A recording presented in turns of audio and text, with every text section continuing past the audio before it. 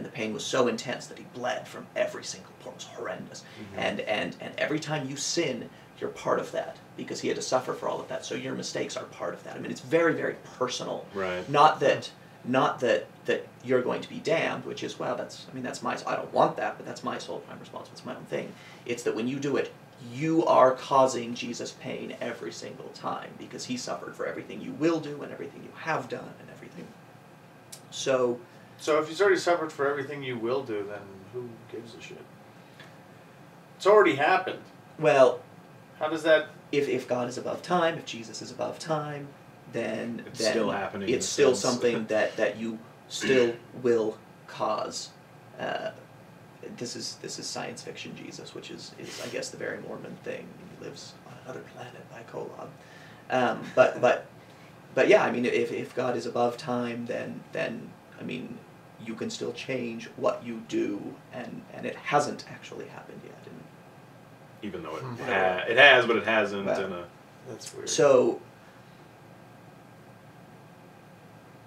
yeah, I mean, to I guess drag things sort of back to where they were. I didn't hurt much afterward, where I think anyone ever noticed. No one asked me. No one commented. No one anything. But for years afterward, had a ton of pain every single time I had an erection. I mean, really, really sore and painful.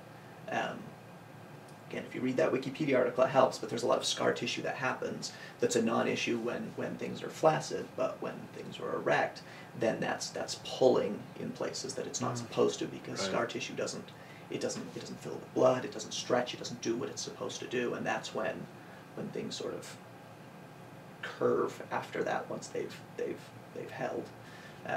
So, may I ask an inappropriate question as far as, like, how long did this affect, like, your masturbatory habits? Like, because I kind of had an injury similar, not for any similar reason at all, but I mean, I was still 12 and I was still doing what, like you said, 12-year-old boys do, and I would just kind of push through the pain. So I'm just wondering, well, and like, at what point you got back to kind of normalcy? I mean, I did too, and this 12-year-old kid, anyone who's ever had a gym class knows that once that erection's there, it's going to stay there, and it's going to continue to cause you grief. I mean, the way to solve that was to climax and then have that go away, have yourself go flaccid again, so you weren't feeling the pain. So I would push through that in order to finish, in order to have that go away. So it didn't actually change anything for me in a lot of ways. I mean, so yeah, so how did the but injury, even as a reminder of these passages and things that you did, like, it still didn't stop it doesn't sound like it stopped very long, your drive, your natural, desires. No, I don't. I mean, the natural desires are still going to be there. That's I think that's what religion is so good at taking advantage of in people, is telling you that your natural desires, everything that you naturally want and feel, and that nature has bred into us to be, is wrong and evil and horrible. Right. Well, that your desire to succeed is avarice, and that your wanting to, your lust and your whatever that are part of nature are evil, and that only religion is the cure. It's the guy who runs up and cuts you with a knife and then says, "Hey, can I sell you a Band-Aid?" Yeah. So... Well, it has to apply to everyone. Yeah. Because everyone needs to be a member. Exactly. And this is what every single person has to cope with. Right. So that's the and shouldn't have way to cope with, but everyone faces, everyone feels, everyone deals with. You're born wrong, so that you have to have a solution. So I didn't tell anyone about that ever as a kid because of the shame. I mean, I couldn't talk to my friends because none of my friends would admit that they'd ever masturbated themselves. I couldn't talk to my family because my father had already told me, "You're not supposed to be doing this." Right. My mother, I mean, it's my mother who talks to their mom about that, but was also very, very religious. So I never talked to anyone. I just let it heal and figured that if it never healed and I could never fully deal with it, then there were worse things. I mean, there were worse things to have to deal with. So the first person I ever told about it was my fiance right now, and that was when I was 24 years old. Maybe told her when I was 25. I mean, we would have been together for a while. I'm 30 now, so 5 years ago, and that happened when I was 12 or 13 years old. So, I mean, I carried that for over a decade before I ever talked to anyone about it. And now I'm happy telling anyone about it, everyone about it. Yeah, Because I feel it's important. I feel it's a really big lesson. I'm the answer to Pascal's wager in many ways. I mean, if someone says, what's the harm in believing? I mean, if you don't believe, then you could be damned, or you could live a normal life. If you do believe, you could live a normal life, or you could be saved, so the do believe seems to go. What's the harm in having that? Well, I believed in something that isn't real, and I hurt myself. I still feel the effects of this. I mean, it still affects, I still feel guilt. Mm-hmm. I haven't been in the Mormon church since I was 17 years old. You know, I haven't been religious in any way for 8-10 years, and I still feel guilt that I have to deal with. I still, I mean, I've largely healed more than I ever thought I would naturally, but I've still never seen a doctor about it. Now, do you feel like the guilt that you still feel concerning this, is it guilt of, probably at this point it's not guilt that you feel like you let Jesus down, but now it's the guilt of you let this drive you to do this thing to yourself? Is the guilt changed now that your viewpoint has changed? No, I still, I don't think I feel guilt about it. It may be weird, but I think I still feel a certain amount of pride in myself for having the amount of fortitude and dedication in something I believed in to go about it. I mean, I've always been a very principled, very stubborn individual, and did everything that I could. I mean, I take a sense of pride in feeling like I did everything I could. I didn't half-ass my way through anything that I did in my life. I mean, Chris will tell you that when he and I became friends 10 years ago now, a decade ago now, that I wasn't Mormon anymore. I wasn't going to church anymore.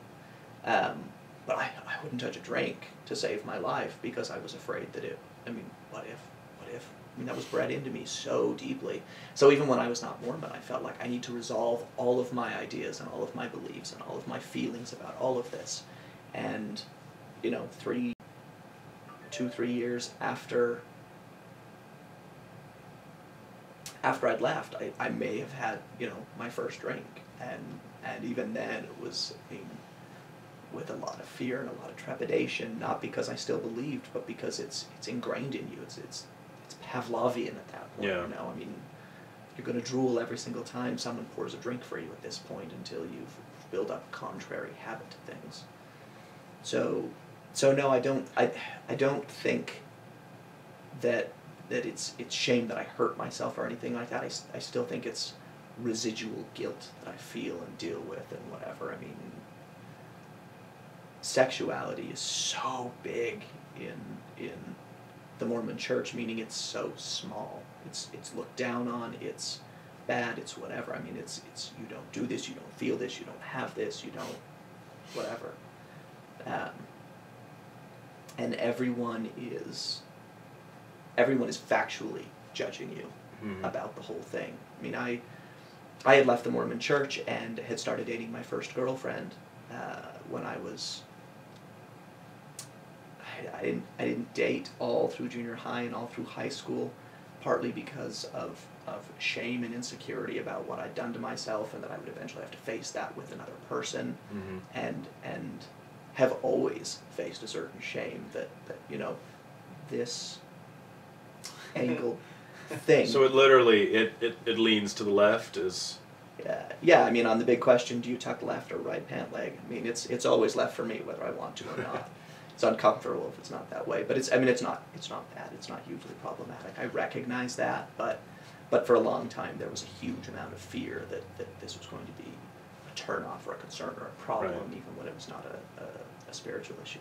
But with my when I first started dating, it was after I graduated high school. I got my first girlfriend, and she and I, in the entire time that we were together, never had sex. I mean, vaginal intercourse, never had sex. But